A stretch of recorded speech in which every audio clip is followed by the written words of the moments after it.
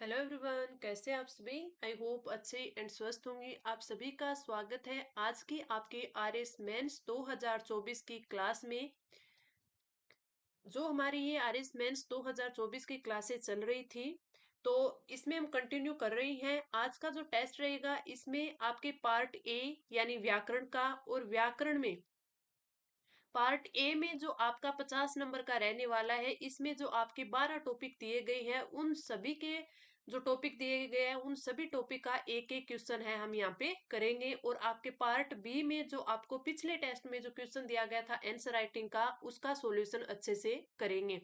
काफी सारे स्टूडेंट का मैसेज आया पीछे क्लास देखने के बाद, जैसे मैंने बोला था कि आपको दो दो दिन के बाद में या फिर एक दिन छोड़कर एक दिन आपको क्लास प्रोवाइड करवाई जाएगी। तो उनका कहना है कि मैडम आप चाहे 10 मिनट की क्लास ले, लेकिन आप है वो क्लास रोज ले। दूसरी ये बात कि आप है पार्ट ए की प्रैक्टिस है हमें करवाओ ज्यादा से ज्यादा, चाहे पार्ट बी मत लेके आओ, लेकिन पार्ट ए की 10 मिनट की ही क्लास हो, लेकिन आप डेली करवाओ। तो इस चीज पे मैं विचार जरूर करूंगी। अगर पॉसिबल हो चुका हुआ तो मैं आपकी पार्ट ए की है वो डेली की क्लास है 10 मिनट की, 15 मिनट की या 20 मिनट की, जितनी भी होगी मैं प्रोवाइड जरूर करवाऊंगी आपको।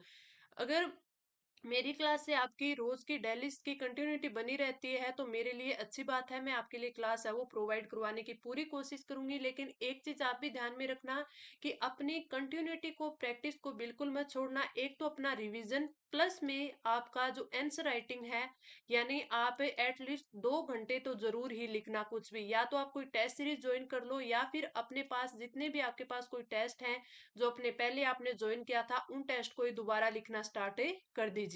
लेकिन आंसर राइटिंग है वो बिल्कुल मत छोड़ना।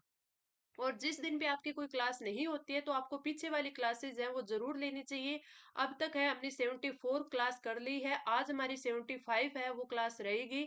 तो इससे पहले इतनी आपके पास क्लास है। जिस दिन आपकी क्लास नहीं होती है तो आपको पीछे की क्लास शुरू से आप लग जाइए, पहली क्लास से आप उनका रिविजन करिए, ताकि आपकी कंटिन्यूटी बनी रहे और जो पीछे हमने इंपॉर्टेंट चीजें की हैं उनका भी रिविजन होता रहे। तो चलिए अब आज की क्लास स्टार्ट करते हैं। वही आपके सभी प्रश्नों के आपको उत्तर देने हैं। प्रत्येक प्रश्न 2 अंक का है। पहला जो क्वेश्चन है वो आपके एग्जाम में भी संधि का आता है और हमारे टेस्ट में भी हमने संधि का रखा है। निम्नलिखित शब्दों की संधि करनी है, हमें संधि विच्छेद दिया गया है। पहला जो क्वेश्चन दिया गया हमें दिया गया सठ प्लस राग। सठ प्लस राग का होगा सड्राग, इसका क्या हो जाएगा सड्राग। दूसरा हमें दिया गया सम प्लस ज्ञा। सम प्लस ज्ञा यानी संज्ञा, क्या दिया गया है संज्ञा। पुनर् प्लस प्रेषण, पुनर् प्लस प्रेषण यानी आपकी विसर्ग संधि पुनः प्रेषण। अगला आपका जो एग्जाम्पल है तेज विसर्ग प्लस रूप। तेज विसर्ग प्लस रूप यानी तेजो रूप, इसका क्या हो जाएगा तेजो रूप। तो ये हमारी संधि के चारों हमने एग्जाम्पल कर लिए। अब हम बढ़ते हैं अगले क्वेश्चन पर, और अगला क्वेश्चन है हमारा उपसर्गा, जिसमें हमें क्या करना है कि जो शब्द दिए गए हैं उनसे उपसर्ग है वो अलग करना है। सबसे पहला जो हमें दिया गया वो दिया गया अभिधा। अभिसा नहीं है, ये है आपका अभिधा। अभिधा, तो इसमें जो आपका उपसर्ग है वो है अभी। अभी उपसर्ग है प्लस में धा, इसमें क्या है मूल धातु बोल दे या मूल शब्द बोल दे। सिर्फ उपसर्ग अलग करना है, लेकिन मैं आपको इसका मूल शब्द या धातु है वो भी अलग करके बताऊंगी। अगला दिया गया विदग्ध। विदग्ध, विदग्ध की बात करें तो इसमें वी प्लस दग्ध, वी प्लस दग्ध। प्रार्थी, प्रार्थी यानी पर आपका उपसर्ग है प्लस अर्थी, प्रार्थी। तो इसमें क्या हो जाएगा अभिधा में अभि उपसर्ग, विदग्ध में वि उपसर्ग, प्रार्थी में पर उपसर्ग। आगे बढ़े, अगला एग्जाम्पल है वो है आपका संधान। संधान की बात करें तो इसमें सम प्लस धान, सम प्लस धान यानी सम, इसमें आपका क्या दिया गया है उपसर्ग दिया गया है। आगे बढ़े, अगला दिया गया प्रत्यय से रिलेटेड है। अब देखिए हमने पिछली जो हमारी क्लास थी उसमें हमें दो है वो उपसर्ग दिए गए थे, हमने दो दो शब्द उससे मिल बनाए थे। और प्रत्यय है वो हमें 4 प्रत्यय दिए गए थे, शब्द दिए गए थे, जिनसे हमने है वो प्रत्यय अलग किए थे। आज वाले हमने उल्टा किए हैं ताकि प्रैक्टिस है वो हर टाइप के क्वेश्चन की हो पाए। तो हमने आज क्या किया है कि जो हमें उपसर्ग दिए गए थे उनके उपसर्ग अलग किए हैं, और प्रत्यय का क्वेश्चन बनाया है कि प्रत्यय दिए गए उससे के संयोग से दो दो शब्द हमें बनाएंगे। पहला जो हमें प्रत्यय दिया गया वो दिया गया है अक प्रत्यय। अक प्रत्यय से कौन कौन से शब्द बन सकते हैं, जैसे कसक, और बन सकता है कारक, और बन सकता है गायक, और भी बन सकता है जैसे उठक, उठक। इन्हीं प्रत्यय की बात करें तो इन्हीं से जैसे यक्षिणी, क्या बन सकता है, यक्षिणी। और बन सकता है वाहिनी, वाहिनी। और अपन बना सकते हैं कमलिनी, इन्हीं प्रत्यय से बनने वाला शब्द। और बना सकते हैं भुजंगनी, भुजंगिनी। तो ये भी आपके इन्हीं प्रत्यय से बनने वाले शब्द हो गए। अक से कसक, कारक, गायक और उठक। इन्हीं से यक्षिणी, वाहिनी, कमलिनी और भुंजगिनी। अगला जो हमारा क्वेश्चन आता है वो आता है विलोम शब्द का, यानी हमें जो शब्द दिए गए हमें उनका करना है विलोम। सबसे पहला जो दिया गया वो दिया गया है उपार्जित। पहला दिया गया वो क्या है, उपार्जित। उपार्जित का विलोम होगा स्वयं प्राप्त।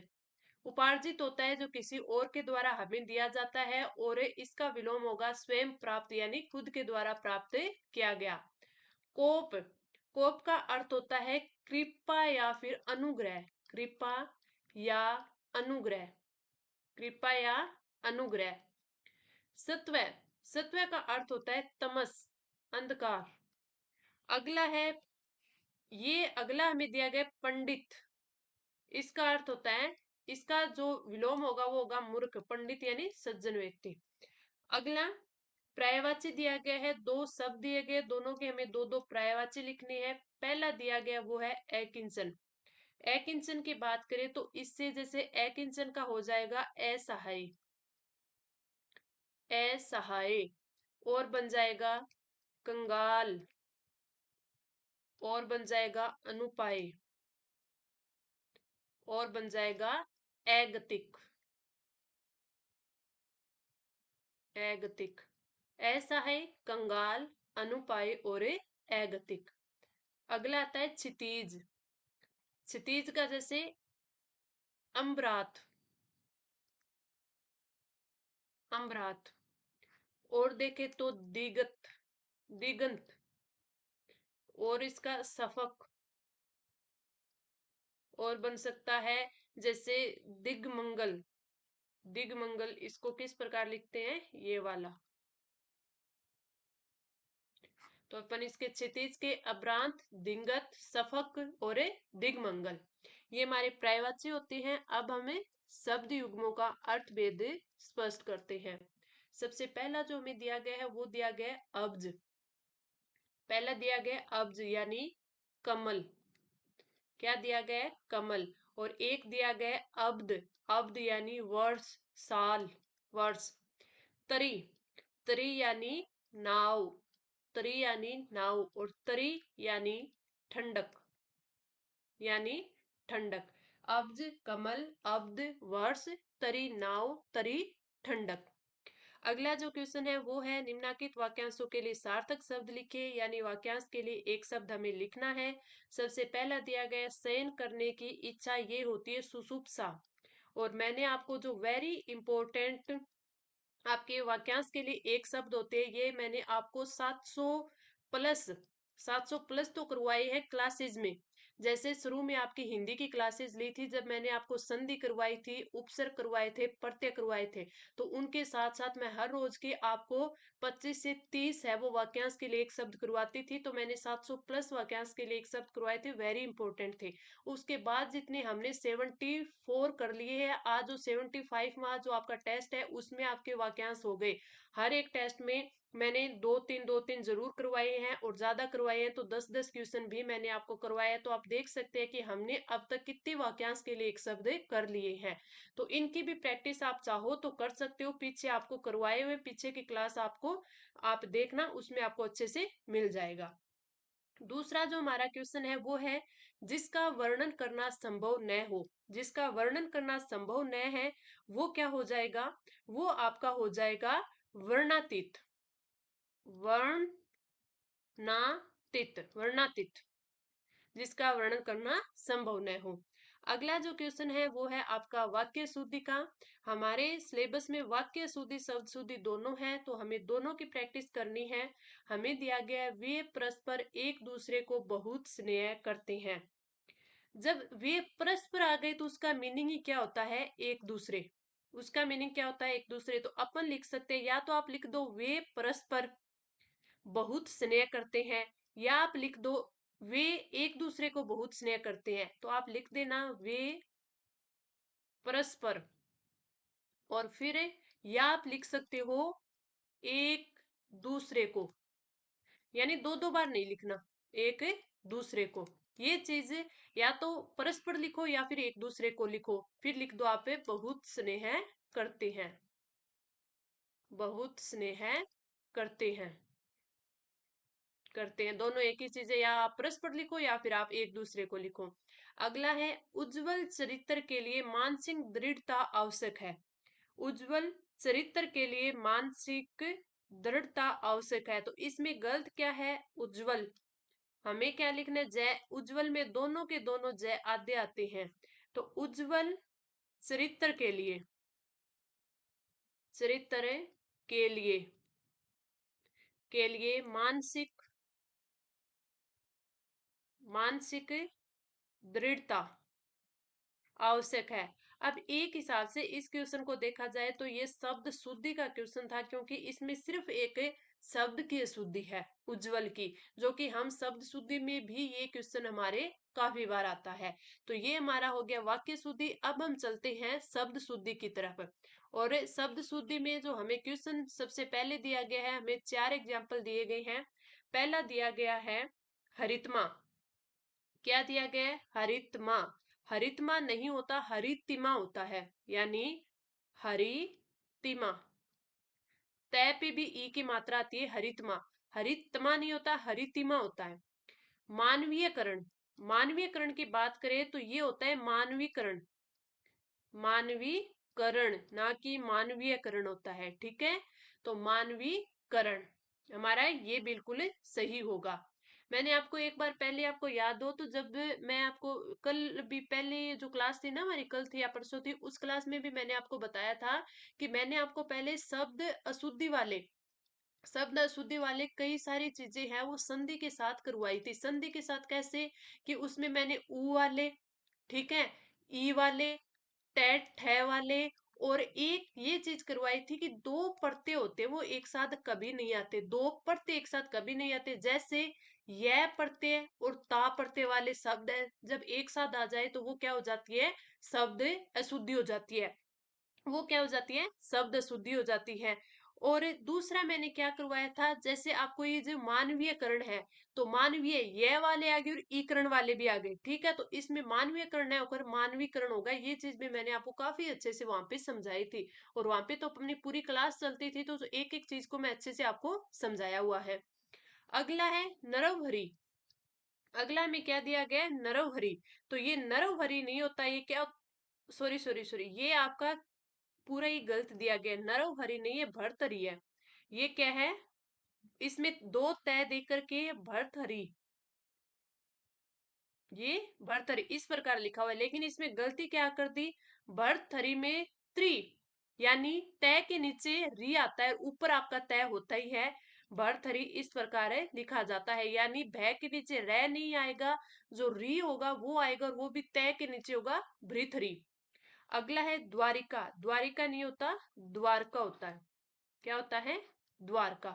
अगला क्वेश्चन आता है हमारा मुहावरे का। अगला क्या आता है, मुहावरे का। निम्नलिखित मुहावरों का वाक्यों में सार्थक प्रयोग हमें करना है। पहला है गर्दन पर छुरी फेरना। पहला क्या है, गर्दन पर छुरी फेरना, यानी किसी को नष्ट करने का कार्य करना। किसी को नष्ट करने का, नष्ट करने का कार्य करना, कार्य करना, यानी कि गर्दन पर छुरी फेरना। मेरा व्यापार ठीक नहीं चल रहा, कर्जदार मेरी गर्दन पर छुरी फेर रही है। तो किसी कार्य को नष्ट करने का कार्य करना, किसी को नष्ट करने का कार्य करना, यानी गर्दन पर छुरी फेरना। अगला में दिया गया 99 का फेर। 99 का फेर की बात करें तो लोभ में पड़ना, लोभ में पड़ना। जिंदगी का लक्ष्य केवल पैसा कमाना नहीं हो सकता, फिर इन 99 के फेर का कोई अंत भी नहीं है। जिंदगी का लक्ष्य केवल पैसा कमाना नहीं हो सकता, फिर भी लिख दो, या फिर इन 99 के फेर का कोई अंत भी नहीं है, दोनों ही आपके सही हो जाएंगे। तो ये हमारा मुहावरे हो गए। अब हम चलते हैं आगे लोकोक्तियों पर। लोकोक्ति में हमें पहली लोकोक्ति दी गई है, घर की मुर्गी दाल बराबर। घर की मुर्गी दाल बराबर यानी कि जो चीज आसानी से मिल जाए, यानी सहज सुलभ जो वस्तु होती है उसका कोई महत्व नहीं होता, यानी जो चीज आसानी से मिल जाती है उसका कोई भी महत्व नहीं होता। तो अपन लिख सकते हैं सहज, अपन क्या लिखेंगे, सहज सुलभ, यानी आसानी से मिलने वाली वस्तु, वस्तु का कोई महत्व, कोई महत्व नहीं होता, नहीं होता। घर में बड़ा भाई अच्छा डॉक्टर है, पर बीमार होने पर उसे कोई नहीं दिखाता और बाहर के मामूली डॉक्टर से इलाज करवाया जाता है। यही तो है घर की मुर्गी दाल बराबर, यानी जो चीज आसानी से अवेलेबल है उसका कोई भी यूज नहीं करना चाहता, या फिर उसके लिए कोई भी उसका महत्व नहीं रहता। अगला हमें है जितनी डफली उतने राग। जितनी डफली उतने राग का अर्थ क्या होता है, जितने लोग होंगे उनके जो विचार है वो अलग अलग होंगे। तो जितने लोग उतने विचार, उतने विचार, विचार यानी बोलते हैं ना जितने मुंह उतनी बात है, तो वही बोलते हैं जितनी डफली उतने राग, यानी जितने लोग होंगे उतने ही विचार होंगे। लोकतंत्र में जितनी डफली उतने राग होते हैं, किंतु अंततः एक नेता का निर्णय अंतिम होता है। तो ये हमारी क्या थी, आपकी लोकोक्ति थी, जो हमने अच्छे से उनका वाक्य में प्रयोग किया और उनका अर्थ भी लिखा। अब बढ़ते हैं हमारे पार्ट बी की ओर। और पार्ट बी में हमें जो कल जो पीछे जो टेस्ट हुआ था उसमें क्या क्वेश्चन दिया गया था, कि एक कथन दिया गया था जिसे हमें भाव विस्तार करना था, 10 अंक का था। इसमें क्या दिया गया था कि जिन खोजा तिन पाइया गहरे पानी पेट। मैंने आपको थोड़ा सा इसके बारे में बताया भी था कि किस बारे में है, आपको किस प्रकार है इसमें जो इसके 100 शब्द है वो लिखने हैं। चलिए हम देखते हैं कि कितना अच्छा हम लिख पाए, अच्छे से मिलान करेंगे। उपयुक्त पंक्तियां मेहनत एवं परिश्रम के महत्व को इंगित करती है। जिसने गहरे पानी में उतरकर खोज की है उसे मोती अवश्य मिला है। यानी जो गहरे मनोयोग से तलाशता है, कठोर परिश्रम करता है, उसे एक न एक दिन प्रतिफल अवश्य मिलता है। इसके लिए मैं एक चीज आपको बताना चाहूंगी, जो स्टूडेंट अच्छे से तैयारी कर रहा है, अच्छे से तैयारी कर रहा है, मन से कर रहा है, तो वो स्टूडेंट उसको एक न एक दिन जॉब है वो जरूर मिलती है। ठीक है। अब मैं खुद की बताऊं कि मैंने जो मतलब तैयारी करती थी, हर एग्जाम में कभी 1 नंबर से रह जाना, कभी किसी में 1.5 नंबर से रह जाना, ठीक है, कभी 2 नंबर से रह जाना, या फिर हमारे जो एग्जाम में 3 से 4 एक जो मतलब स्टेज होती है वो क्लियर करते हैं, लास्ट में उस चीज में रह जाते हैं, फिर वहीं से शुरू से चीज करते हैं, लेकिन लास्ट में एक दिन सफल जरूर होते हैं। तो वही चीज है कि एक न एक दिन उस चीज का फल हमें जरूर मिलता है। वो तभी होता है जब हम उस चीज के लिए अच्छे से प्रिपरेशन करते हैं, उस चीज को छोड़ते नहीं। हम सोचते हैं कि हाँ लगे रहो, एक ना एक दिन सफलता जरूर मिलेगी। ये कहने या सुनने वाली बात नहीं है। अगर इस पर आप सच्चे से मन से विश्वास करोगे, सच्चे मन से सोचोगे, तो ये आपको जो चीजें है वो बिल्कुल सही लगेगी। ये नहीं है कि हाँ आज हम इस चीज को मतलब जॉब लग गए, आज हमारे पास जॉब है तो हम ऐसे ही डिंगे हाँकेंगे कि ना ये तो ऐसे हो गया ऐसे हो गया, पर लेकिन ये चीजों में सच्चाई जरूर होती है। जो बच्चा अच्छे से तैयारी करता है उसको एक न एक दिन है वो जॉब जरूर मिलती है, उसे अपनी मेहनत का फल है वो जरूर मिलता है। यहाँ दो बातें स्पष्ट है, कि एक तो यह है कि जिसने भी खोजा है उसे उसने प्राप्त किया है, अर्थात संकल्प के साथ जिसने मेहनत की है उसको अवश्य ही फल मिलता है। बिल्कुल सही बात है। या आप अपने मन से खुद सोचोगे कि मैंने जो जो किया फिर उसके बाद मेरे को क्या क्या मिला, तो खुद को पता चल जाएगा कि इस बात में कितनी सच्चाई होती है।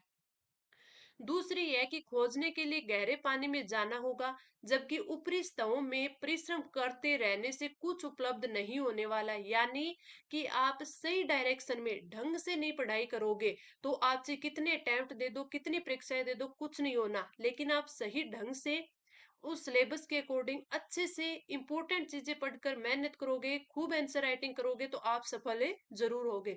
हर चीज को खुद पर लेके देखो, आपको वो चीज बिल्कुल अच्छे से समझ में आएगी। पानी के नीचे तल, और हमें तल तक पहुंचना होगा। उसके लिए संकल्प, साहस, शक्ति और परिश्रम की जरूरत होगी।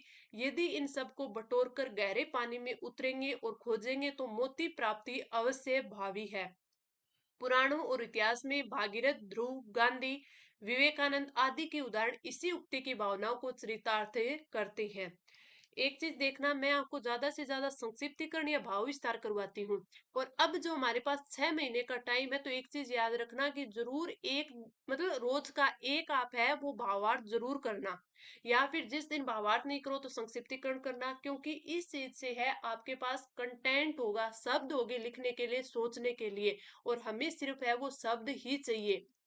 जितनी ज्यादा हमारी उस शब्दों के लिए सोच होगी, जो चीजें हमारे आगे होगी, तो हमारा हाथ नहीं रुकेगा, चलता ही रहेगा।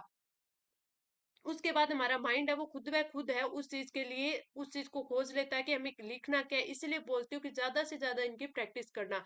तो ये था आज की हमारी क्लास। हमने अच्छे से इस चीज को, मैंने इसको पिछले टेस्ट में जो क्वेश्चन दिया था अच्छे से एक्सप्लेन किया। कोई भी चीज समझ में नहीं आती है तो आप तुरंत कमेंट करके पूछ लेना। क्लास कैसी लगे कमेंट करके जरूर बताना। अपने दोस्तों के साथ क्लास को जरूर शेयर किया करो, ताकि वे क्लास है ज्यादा से ज्यादा स्टूडेंट के पास पहुंचे। अब हम मिलते हैं अगली क्लास में। धन्यवाद।